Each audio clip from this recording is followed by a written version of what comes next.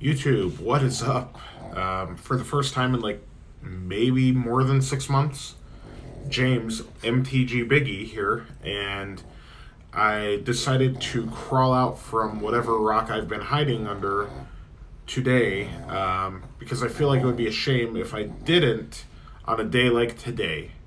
So, this may be the only video I put up for a little while, but I thought that I would make the video and talk about Stoneforge Mystic being unbanned in Modern, as well as Hogaak and Faithless looting being banned. I'm not really going to touch on the vintage stuff. I like vintage a lot, but I feel like it's not terribly relevant for a ton of people out there. And the Rampaging Frost on Unbanned and Standard really doesn't matter a whole lot.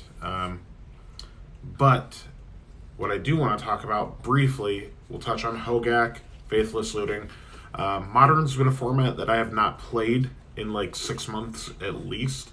I've not really had the desire to play it. The most interaction I've had with the Modern format recently was maybe a month ago, a month and a half ago, maybe a little longer. I played a team event where I was playing Legacy, so I was sat next to a Modern player in a team constructed event, and the player on my Modern team was playing Blue-Red Phoenix, and I got to watch some of his games, and I really didn't care. I played like one local event where I played Eldrazi Tron that I borrowed from a friend of mine, and actually had fun playing that deck. That deck's actually kind of a fun deck to pilot, and I kind of like the way it interacts and does its thing. But it was before the madness of Hogaak and the ridiculousness that is the Faithless looting graveyard-based Hogaak deck became a thing. So I never even got to experience it because it just sounded horrendous to me. And Modern, even before that, it just wasn't a format that I felt very passionately about or that I cared about enough to warrant wanting to play it a lot. And that, with the convenience of playing Standard and Legacy lately, at least locally for me, just kept me away enough.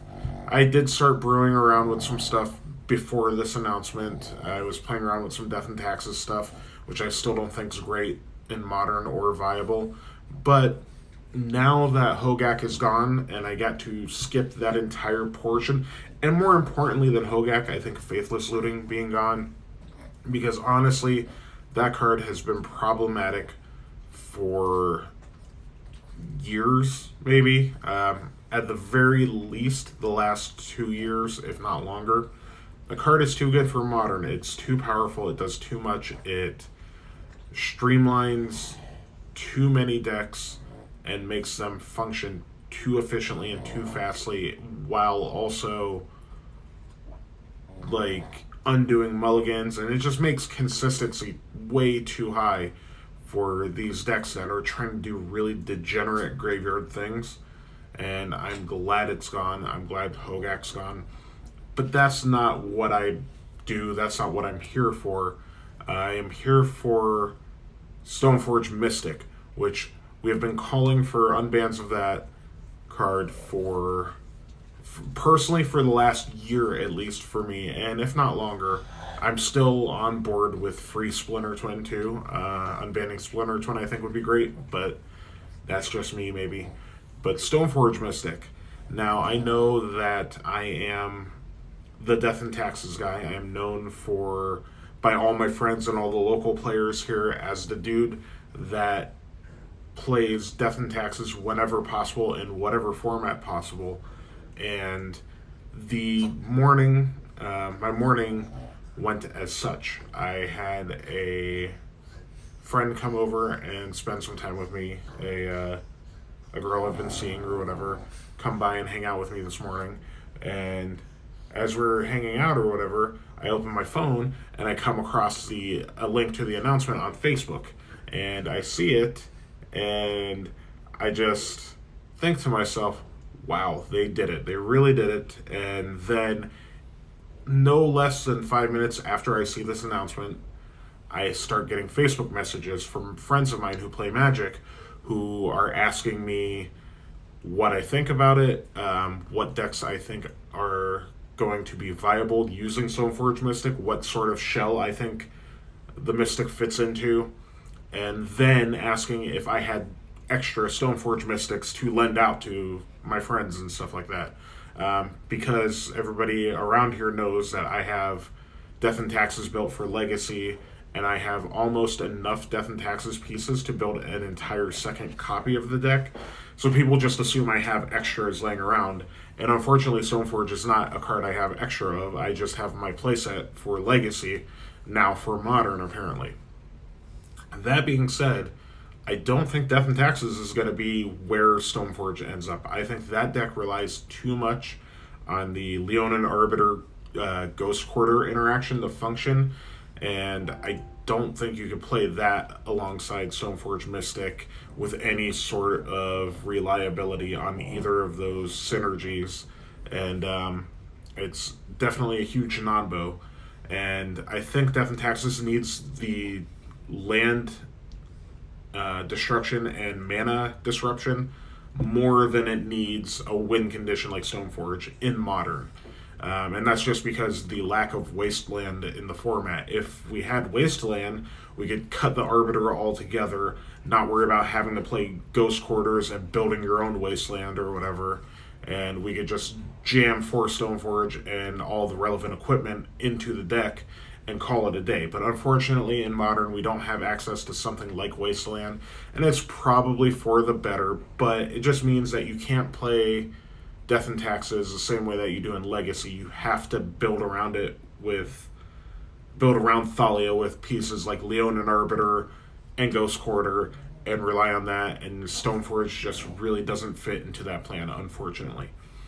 There are a handful of decks I do think will be very good with Stoneforge and can be pretty viable and give you a lot of different options. I think the card being in the format is great for everybody that wants to play white cards in Modern, because white is the least represented color in the format right now, and it can really help the color see more play. And I think the biggest the first place I would like to start, and I think the obvious place, is blue-white Stoneblade with Jace the Mind Sculptor, a control shell, some Snapcaster, counterspell, removal spell sort of shell, and then have Stoneforge plus Batterskull plus Sword of Fire and Ice as your win condition.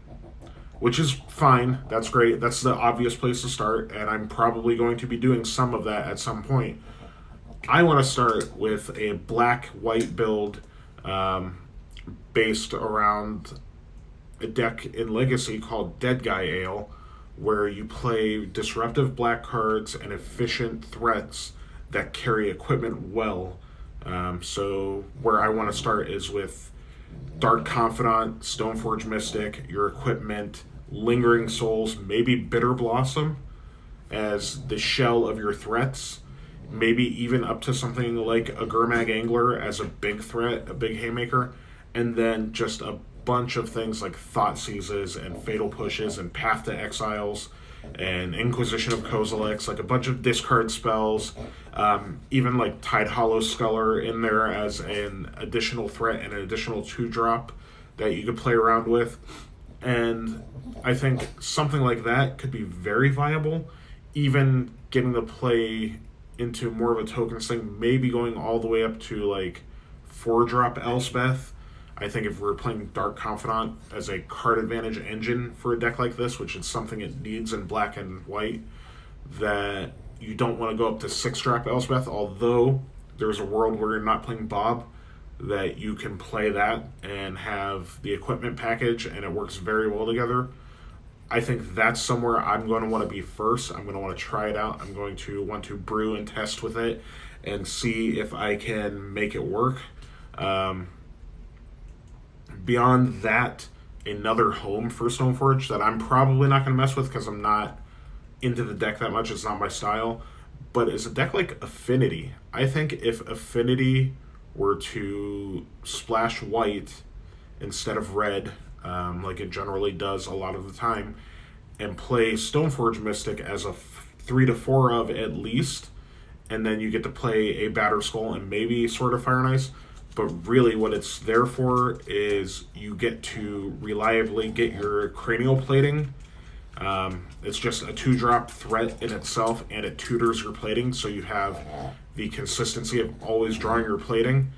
I think that's a really, really good, interesting home for it. I think it could work. It maybe slows down affinity by a little bit, but it slows it down to give it a reliable boost of power. Not that that deck needed help with a power level sort of thing, but I think it can maybe bring back the classic affinity style of deck and bring the deck away from the hardened scales stuff that it's been doing over the last like year and a half or whatever. So that's another interesting place I think you could go.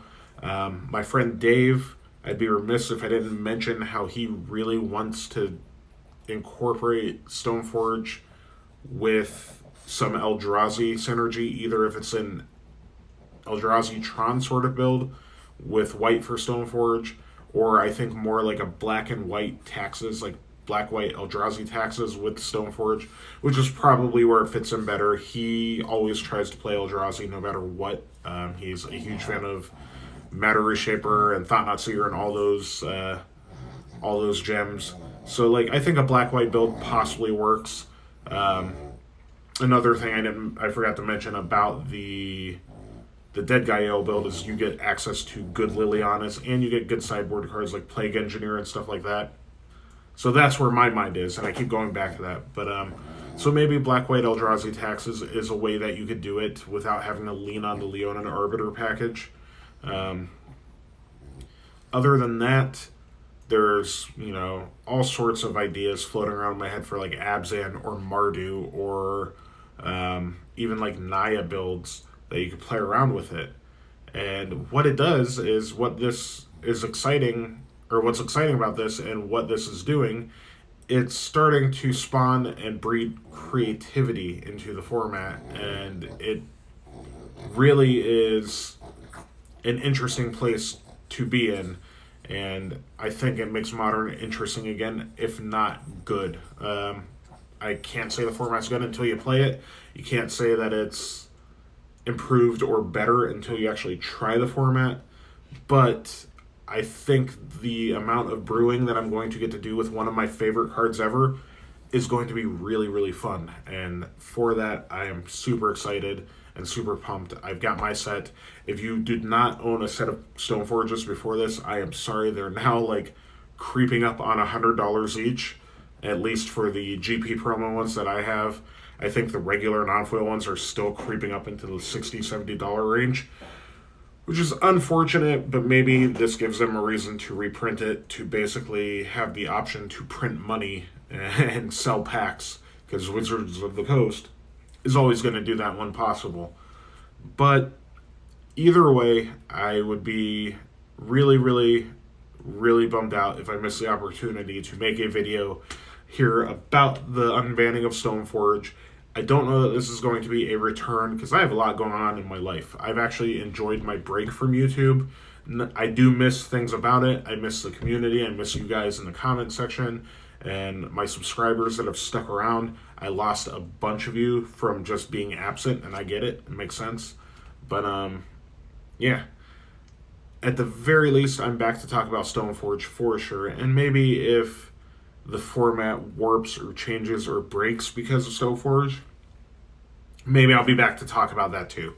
Maybe this will be like, for a brief time, the All Things Stoneforge YouTube channel, depending on how it goes and how busy I end up. Beyond that, I'll do some housekeeping here. This channel, I've been here on YouTube for a little bit, and I've been very absent lately, and I'll explain why. For those who stuck around till the end, and for those who care enough to stick around. Over the last 4 or 5 months, went through a breakup, which was my choice, it was my doing, so it's not terribly sad, but it's difficult in life. I was with somebody for 6 years, and I decided over time that perhaps I should end that relationship, and so I did. So there was a breakup, which involved separating the lives of two people who've been together for a very long time. So that's one thing that's occupied my YouTube time. I have been very busy with work. I've been trying to focus a lot on my work and my tattooing and just creating art and getting better and doing better with that and being more productive and having a better life outside of playing Magic. And beyond that, I've just been trying to improve myself. I've been going to the gym. I've lost a good grip of weight. Started out as like I'm a little bit depressed about my breakup, so I don't eat a ton weight that was coming off, like the post-relationship weight, which when you're in a happy long-term relationship, it's the opposite. You kind of, at least me, can gain weight and get comfortable and whatever.